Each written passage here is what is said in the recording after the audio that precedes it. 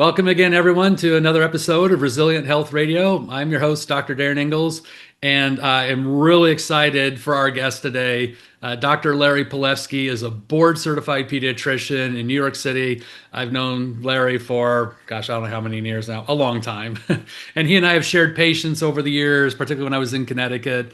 And what I love about Dr. Palevsky is he is more naturopathic in his philosophy than most naturopathic doctors I know. And just very quickly before we jump into the conversation, I'm going to share the story when I met Dr. Larry. Again, I don't even remember how many years ago. We were in, I think, Las Vegas at a meeting, and we were having a meal. I don't remember, maybe it was dinner.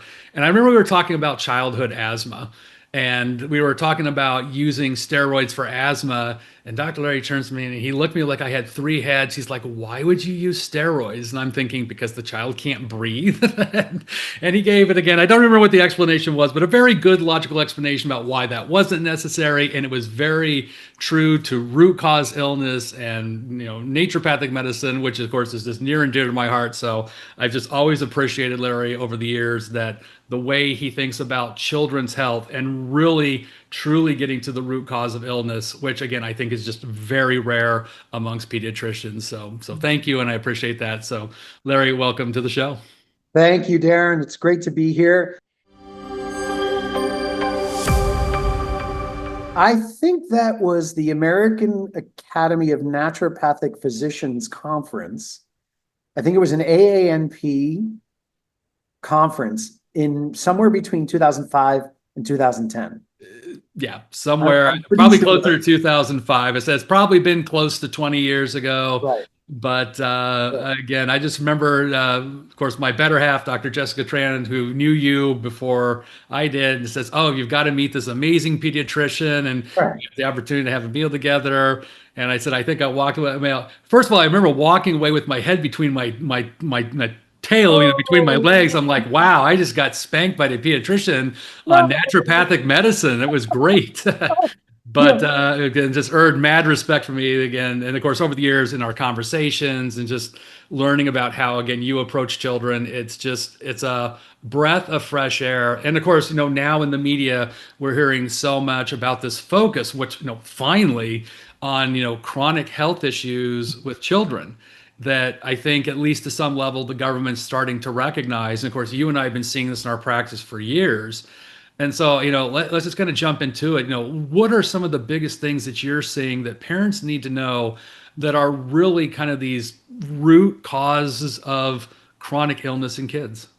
Well, Darin, about 30 years ago, when I was still an ER physician and then was running a pediatric intensive care unit in New York, I started to hear parents, instead of exchanging information about their children, their development, their clothes, their parties, I started hearing parents exchanging information about their child's diagnosis. And the diagnosis became a badge of honor. This is the mid-1990s. And it was now a conversation about eczema and the specialists and the drugs, asthma and the specialists and the drugs, and ADHD and the specialists and the drugs. And it was sort of a badge that these parents were wearing and sort of showing to each other, "Look at my kid, look what we're doing." And it started to get alarming to me, and I didn't know what to do with it because, I was an ER physician, I was running an ICU, but I just started to hear it and I saw the change. And I finished my training in pediatrics in New York in 1991, 3 years of residency and 1 year of fellowship. And already out and about in the world, this is what I was hearing. And so when you talk about chronic illness, I don't think, in my experience, that people really recognize what chronic illness is. And if they do recognize what it is, there's sort of an acceptance. It's like, millions of people have fallen into a vat of manure, sorry for the image, and it's uncomfortable, it smells, it's kind of yucky to look at, and God forbid it tastes like crap. But after a while, people get comfortable with it. And that, to me, is what's happened with chronic illness in this country. Autoimmune disease, chronic illness on the rise. Asthma, exponentially on the rise. Eczema, exponentially on the rise. Neurodevelopmental disabilities, exponentially on the rise. Juvenile rheumatoid arthritis, idiopathic arthritis, on the rise. Obesity, which is a chronic inflammatory condition, on the rise. Chronic ears, chronic tonsils, chronic sinuses, on the rise. Chronic inflammatory bowel disease. All of these conditions and more are evidence of chronic inflammation in the body. And we've become complacent. We've just sort of said, it's a way of life and it's okay. Right. And we'll just accept it. And, you and I last saw each other in March in 2025 at the Myrtle Beach MAPS conference. And the title of my talk was Child Development Before We Lowered the Bar. We've accepted this chronic lull. This kids just, they don't have motivation, they're anxious, they're depressed, they can't sit still, they're not speaking on time, they're not crawling, they're not walking on time. And we've said, it's okay. And so I think we don't even know what chronic illness is, and we don't know that it's not a way of life. We've accepted these illnesses as a way of life. And the difference between what you and I do and what conventional medicine does is we don't just accept the symptoms. We don't medicate it. We don't suppress it. We don't ignore it and make them go away. We actually try to figure out, what is the body saying? Why is the body bringing these symptoms to the surface? What are the root causes in the body, in the mind, in the spirit, in the environment that are contributing to the dis-ease? And that's the point, is that you and I know that these chronic inflammatory conditions are states of dis-ease that we've accepted as somewhat okay and ease. And that's not something that sits well with most of the vitalistic naturopaths that I know, and certainly not in the more vitalistic pediatric approach that I take. And so what I try to do is say, well, let's put it this way. Chronic inflammation is what's at the root of these chronic illnesses. The question is, why? Because you and I know that the body is built to rid itself of inflammation. It has to, right? That's a must. In order for the body to stay well and function, it must remove inflammation. How does it do that? 6 ways. We exhale, we pee, we poop, we sweat and smell through the skin, we sleep and rest, and we produce mucus. So the lungs and airway, the kidneys and the bladder, the intestines, the skin, the nervous system, and the immune system. 6 very important ways in which the body gets rid of inflammation. Well, if that's not happening efficiently, inflammatory material builds up. And if it builds up, that's what chronic inflammation is.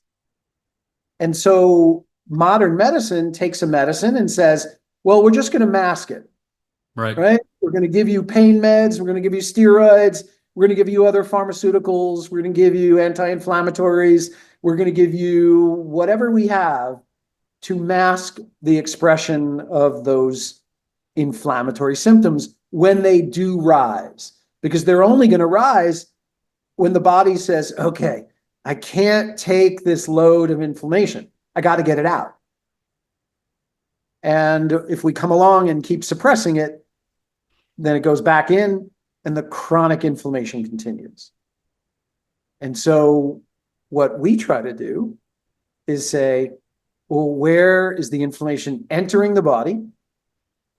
Why are those 6 pathways of exit not working efficiently?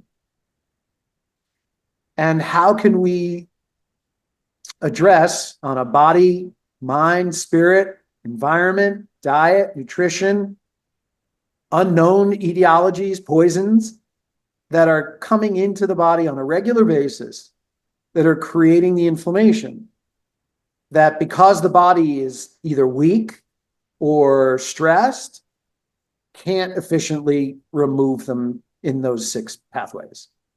And it's that simple. It's a balance of scales. It's that simple. And so what we see in kids with chronic illness, and the approach that I like to take, is make sure those 6 ways are open, identify what's coming in on a regular basis that inflames the body, and then the piece of inflammation that continuously cycles in the body will then have a gradient to finally find the one of the 6 ways of the body to allow those materials to exit. And so once you get those materials to exit, then you don't have chronic inflammation anymore. And once you identify what keeps coming into the body that's creating inflammation constantly, then you don't have chronic inflammation anymore. So you don't have to live with asthma. You don't have to live with ADHD. You don't have to live with eczema. You don't have to live with inflammatory bowel disease. You don't have to live with some of the neurodevelopmental disabilities. You don't have to have your tonsils and adenoids and ear tubes. Or your tonsils and adenoids removed. So this is the approach. And, people say, well, that's not medicine. Well, that's actually real medicine. Well, I want to bring it back to your point of lowering the bar, and let's use language as an example, just because I think it's the most obvious thing I've seen. I mean, I know you've been practicing longer than I have. So when you finished your, certainly medical school or pediatric residency, at 2 years old, I mean, how many words was a 2-year-old supposed to have at the time when you finished versus now? So the pediatric textbooks from 1980s to 90s, which had been in print, some of them since the 1930s, one since the 1880s. At the 50% line, 50 words at 21 months. The 50th percentile, 50 words at 21 months. Now, the CDC and the American Academy of Pediatrics say that if a child has 50 words, it's going to happen at 30 months on the average. That's a big difference. Now, did we get it wrong back in the 1880s, all through the 1900s into the 1980s and 90s?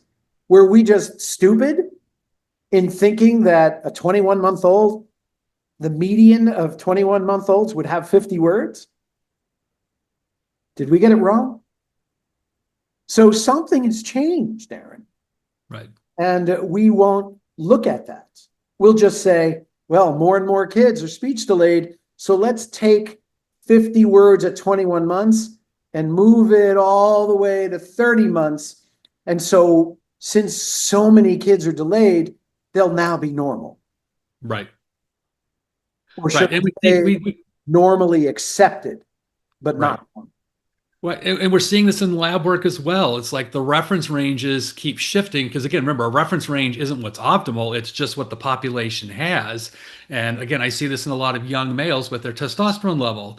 Let's say a normal testosterone level for an 18 or 20-year-old can be as low as 300. I'm like, no, that is horribly deficient. At that age, you should be well over 1,000. And so because we've now got this huge population of young males with low testosterone, it's bringing the range down. So, quote, the normal range is really quite abnormal and certainly not optimal. Right. And if you don't mind, Darin, I want to say something about that because I have a perspective that I just want to share. Please. When we were teenage boys, we were outside running, playing, jumping, biking, wrestling, fighting, running, football, whatever. Yeah. With tennis, we were getting our testosterone to grow by being out and generating it and expressing it. Today, teenage boys are draining their testosterone in several ways. Besides all the endocrine disruptors and the vaccines and the over medications, there are a couple of other issues that I think we ignore as a population. One, this. Yeah. The electromagnetic radiation is to the testosterone as keeping the lights on in a car overnight in the garage is to the battery of the car. So instead of the boys generating the testosterone, the electromagnetic radiation is drawing on their testosterone. So essentially, they are using their testosterone or draining their testosterone at rest. Yeah. The second thing is, besides the fact that the boys are much more sedentary, is that the video games are essentially a way for the boys to spill their seed all day long. So they're not generating testosterone, they're draining the testosterone by doing this with the video games for hours. And that is essentially pulling on their testosterone stores. And so essentially these boys, instead of generating it by fighting and running and playing and really getting out in the field and biking and running, jumping, climbing, these sedentary activities plus the effects of the EMF, in addition to all the other environmental factors, are making their testosterone levels tank because they're essentially getting thrills, right? They're draining their seed, they're draining their ejaculation all day long for hours. And so that's why their testosterone is so low. And the people who manufacture these games, the people who manufacture the social apps, know it and planned it. Because a weak population of men is a population you can control. And a weak population of men is a population that will be infertile, more likely and less likely to reproduce. And sorry to say, or not sorry to say, that is a grand design that I hope parents start to wake up to, because their boys are losing their drive. They're losing their momentum. They're losing their motivation. They're losing their manhood. Yeah. And again, I'm not talking about, sexuality or gender. I'm just talking about what testosterone does to the man to become empowered, motivated, directed, and productive. And what we're seeing in all these young men is, Yeah. Yeah, I mean, I'm always kind of amazed, at least in the young men in my practice. I mean, I've got, 19, 20-year-old men who still haven't learned how to drive, no desire. They're happy to have mom and dad take them wherever they need to be, no interest in dating, no interest in that kind of activity. right. Certainly a lot of outdoor, I mean, barring like the kids who are athletes who really love sports and are outdoors, that kind of stuff. But like I said, it's a lot of kids that are addicted to their video games or their iPads. They're not really interested in other physical kinds of activities. And look, if your kid's not athletic, that's fine. We're all built different. But I can remember, every summer, again, we were out from, dawn to dusk on our bikes, out playing, interacting with each other in a very social, I think, positive way. And we just, I mean, I look around my neighborhood, I see kids around. I don't hardly ever see anybody out in the streets playing or grabbing your neighbor friends and doing things together. So yeah, there's definitely been this big shift over the last several decades on how kids are interacting in life and certainly interacting with each other. Yeah, it's really sad when a 63-year-old man has more energy than a 30, 35-year-old man. It's very sad. And I've seen it so much. And even to the point where a mother in the last couple of months told me that she's on a listserv with new mothers who are complaining that when they went to labor and delivery to have their baby, their husbands brought their video games with them to play them while the mother was in labor. Like, whoa. Wow. Whoa. And I looked at her and I said, "You're lying to me." She said, "No, I'm not." I said, "Come on, you're making this stuff up." She said, "No, I'm not." And so that's how you weaken productivity. That's Yeah. how you weaken drive. That's how you weaken motivation. That's how you weaken creativity and gumption and direction and passion, which are really important Right. for personal development Yeah. and productivity.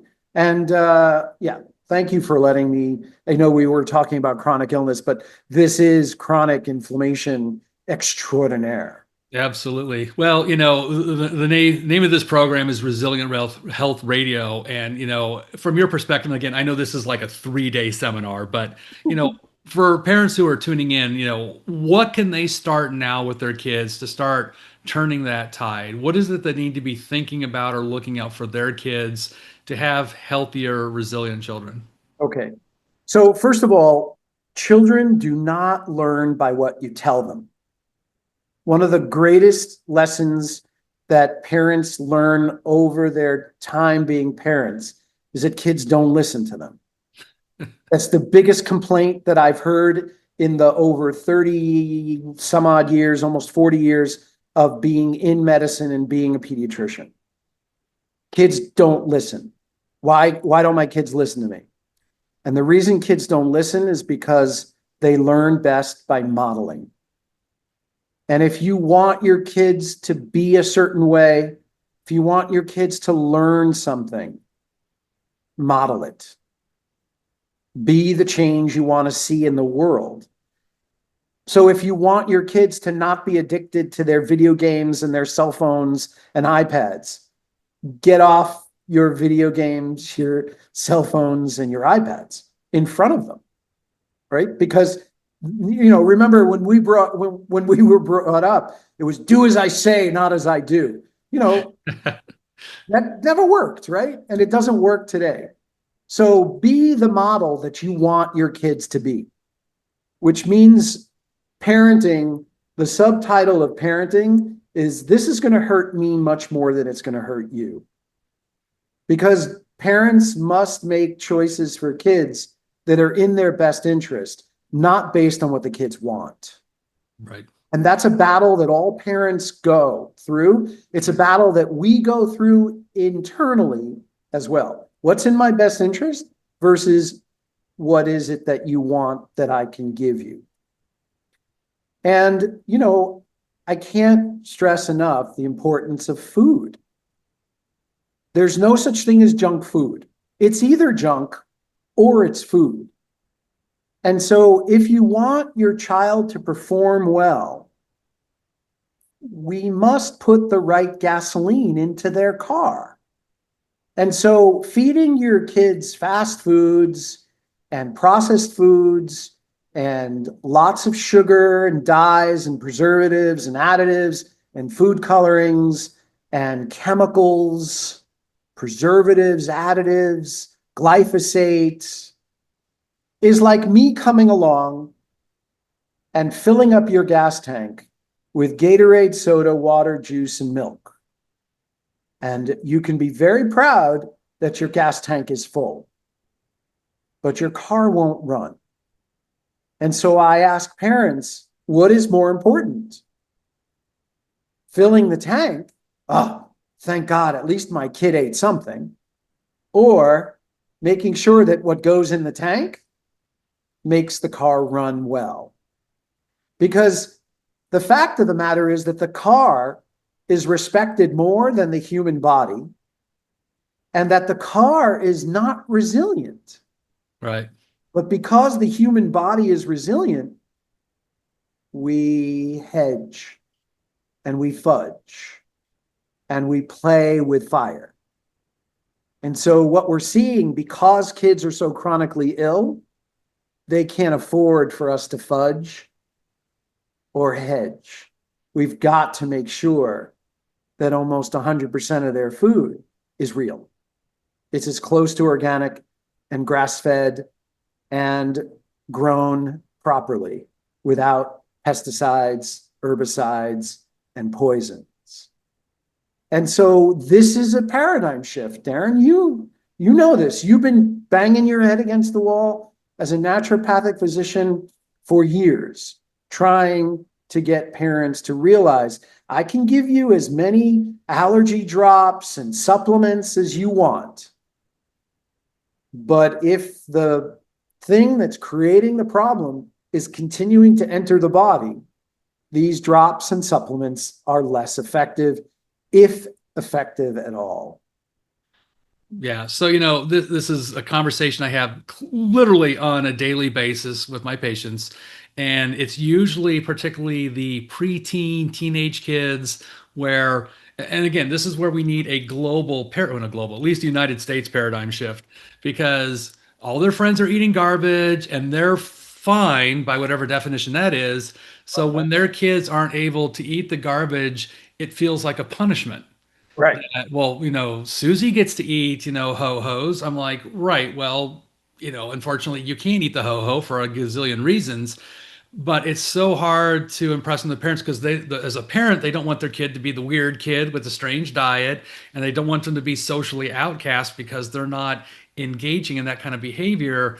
And I just, again, I think it's a struggle for parents. It's a struggle for me as a practitioner to help them educate their rebellious child on why this is really not good for them. Right. Well, one of the ways that I work with teenagers that way is go ahead and eat it and have the experience that you're going to have.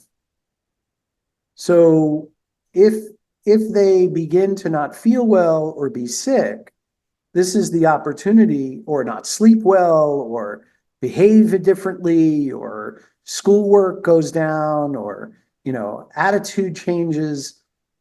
Then these are opportunities to say, you see what's going on here? Did you ever think that it has something to do with what you just ate? Nah, come on, you're full of it. You don't know what you're talking about. And the thing is that the parent doesn't need to be right in that moment. Parent just needs to introduce the possibility, because again, children learn by experience. You know, I mean, I have one teenager that I'll talk about where I saw him a couple of years ago, and he was a soccer player, but his performance was low, and he was thin, but he was pudgy. He was swollen. Yeah. I made a recommendation about a certain food that he was eating that he might want to consider taking out. And he did it. And he grew, he slimmed down, he became muscular, and his performance in the soccer field went unbelievably better. And then recently I saw him, and he's got acne and he's got other things. And I made a suggestion about another food he's eating. And I said, try it. Try it. He tried it. He removed it. Boom. You know, 17-year-old boy, it's very important how they look, and the girls, and, you know, what, or boys, whichever, but in this kid, it was a girl, and, you know, they want to look a certain way. He tried it. Acne started to go away. And so it's an opportunity to give the child and empower the child to see the cause and effect. Because if we as practitioners or we as parents tell the kid what to do, they're not going to do it. Yeah. But if you suggest it and say, well, try it, have an experiment, and then be the parent who can reflect the possibility back and say, okay, you see this? What do you think? Nah, nah, nah. Okay. And just keep introducing the possibility, because kids have to get it because they get it, not because we get it and dump it into them. And Yeah. it's a challenge because there's every seduction, Darin, to make kids want the crap. One of which is, oh, I want to jump off the bridge like everybody else is, which is a seduction. I want to be like everybody else. I don't know. I was never that kid who wanted to be like everybody else. I'm certainly not that adult that ever really wanted to be like everybody else. I know that if everybody else is going in that direction, I know to go in a different direction. That's just my makeup. That's my constitution. Nowadays, there's such a mass psychosis on every level where, I don't want to be a misfit. Well, why don't you be an individual? I think so much this starts early in life, and I try to impress, at least with my parents that have very young children. I'm like, you got to create these food habits now. The longer you wait, the harder it is to start making those changes. If you can start introducing, kids from the time they start solids to real food that's savory and not all sweet and carbohydrate and Cheez-Its and rice-based cereals. I think kids from early on, at least in the United States, get this sweet palate, this carbohydrate palate, and again they get very fixated. That's all they want. So I hear it all the time. My kid doesn't like to eat vegetables, and they often don't like meat, and all they want is bread and pasta and cookies and cupcakes and that kind of stuff. And I've been to Europe quite a bit, and I look at European kids who eat everything. But it's a cultural thing. It's from the time they're born, and who knows how much of this is really implanted from the time they're in utero. But it's just a different experience for European children as a whole versus American children. So as much I think as you can start early in life of giving your kids good food, I can just use my nephews as an example. I think my fiance's brother's done a great job with his two boys who are now 11 and 9. These kids have never had fast food. They've never really been introduced to junk food. And I think one time we took him to Del Taco, which is it's better than Taco Bell, but it's like fast Mexican food. And they thought it was the grossest thing. They have no interest in it. They're like, I'd rather have grandma's cooking. Right. So because they now have that palate, there's no interest in junk food. They never ask to go out for fast food. They would rather have a home cooked meal with mom and dad or grandma or whoever else, knowing it's going to be far better than anything they would get in a restaurant. Well, Darin, that's a rare story in Yeah. our culture. A good story, an important story, but a rare story. Yeah. And that's why, when working with moms who are thinking of getting pregnant or already pregnant, it's really important the diets that they eat. So they will change the physiology of their unborn baby. And certainly when they're breastfeeding, it's so important to watch the soothing foods, right? Because everyone needs soothing. We all Yeah. need soothing, but we want to make sure that we're soothing in a way that's not destructive, Right. soothing in a constructive way. And one of the things when I start working with kids, when they're ready to eat solids, I don't start with fruits at all. In fact, there's a practitioner in Chinese medicine who many, many, many years ago said that he doesn't recommend fruits for kids until after they're 2 years old. And of course, every parent will look at that and go, what? How can I not give my kid fruit? The thing is that you're creating a palate. And especially if your child is formula fed, it's so important when your child starts eating solid foods that the foods have the spices and the herbs in them so that you start diversifying the palate. Right. But if you're starting with fruit and cereal, you're creating a mess for that palate, especially if you're using the jarred fruits and the jarred cereals and the powdered stuff, because you're creating a very, very bad precedence for the kids' taste buds. And then I'll come back to the thing that I said before. If you want your kid to have a diverse palate, it's important that you as the parent eat with a diverse amount of foods. You must have a diversity so that your child is introduced to the fun stuff that's really tasty and really healthy. And then you'll have children like your nephews who look at gross food and say, I have a sophisticated palate. I want filet mignon. I want, shrimp over rice with broccoli that's cooked in the wok that we have at home, or in the cast iron pot that we have at home, or, baked something or a stew. And, we've watched the art of cooking at home die away very badly over the last several generations. Yeah. Well, I know I feel like I need to have you back on for part two. I know there's so much more to this discussion, but I want to keep our time kind of limited today. So again, I appreciate you dropping all these truth bombs. I think this is so important for parents to really hear and understand that, we're at this very critical juncture for our kids and helping them, live healthy, productive lives. And, I think no matter what age your child, it doesn't mean you can't turn things around for them, particularly if they are struggling with, any element of chronic illness. Like you said, it's really about looking at all these different factors that reduce inflammation. And when we can do that, the body knows how to correct itself. Again, we don't have to teach the body how to do it. It's built into our DNA. So we just got to get these obstacles, these factors out of the way. Well So said. Well said, Darin. I do want to say one thing. please. You said I was a board certified pediatrician, and what happens when the powers that be hear that, they come after me because I am board certified. I board certified in pediatrics in 1990. I recertified in 1997. I recertified in 2004, and I recertified in 2011. But I did not recertify after that. Ah, The reason I did not recertify is because I wasn't going to give my money and accept a stamp from an organization that was hurting kids and denying truths. And so I chose to not recertify, but I was board certified and I did recertify 3 times. I once got a letter from the American Board of Pediatrics, yeah. basically saying, we heard you're saying that you're board certified. And I said, no, I'm not saying that. All right. Well, I apologize for No, that. no, don't apologize. I am not. board certified. They don't hear that. Yeah.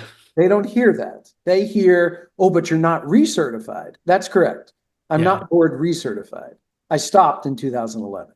Well, and just on that note for people listening, as doctors, we are required to maintain our state licenses to have to do a certain number of continuing education credits every year. That's a state requirement, which we all do. So board certification is honestly it's a money thing for the people who run the boards. And it's not like if your doctor's not board certified that they're not good doctors, because again, we're all required to maintain our continuing education to stay on top of new and developing treatments and procedures and things of that nature. So, but the fact that you've been doing this, like I said, for almost 4 decades, your experience alone trumps any piece of paper that says you're certified in anything. So again, I always enjoy talking with you. It's always a great conversation, and I'd love to have you back for part 2 of this. I'd love it. Thank you, Darin. Always a pleasure. All right. Thanks, Larry.